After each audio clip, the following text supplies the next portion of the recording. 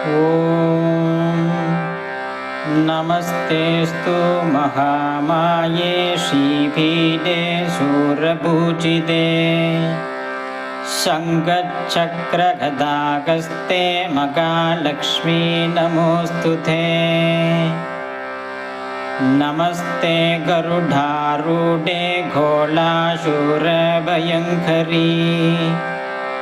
सर्वभावहरे देवी महालक्ष्मी नमोऽस्तु ते। सर्वज्ञे सर्ववरदे सर्वदुष्टभयङ्करी सर्वदुर्गहरे देवी महालक्ष्मी नमोऽस्तु ते।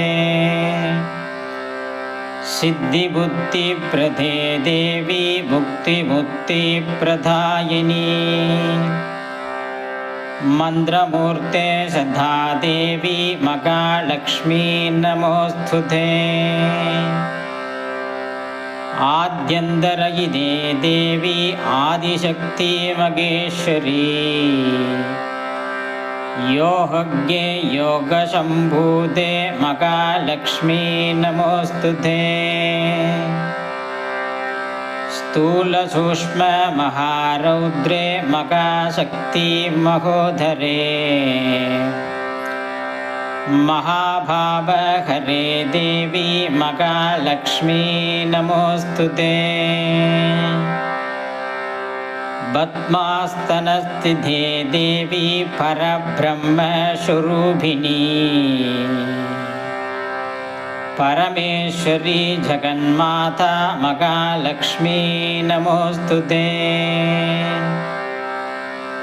श्वेताम्बरधरे देवी नानालङ्कारभूषिते जगस्थिते जगन्माता महालक्ष्मी नमोऽस्तु ते। महालक्ष्मी अष्टकस्तोत्रं च पठेन् भक्तिमान् नरः सर्वसिद्धिमवाप्नोति राज्यं प्राप्नोति सर्वदा। एककाले पठेन् नित्यं महाभावविनाशनम् द्विकालम्य पठेन् नित्यं धनधान्यसमन्वितः त्रिकालम्य पठेन् नित्यं महाशत्रुविनाशनम्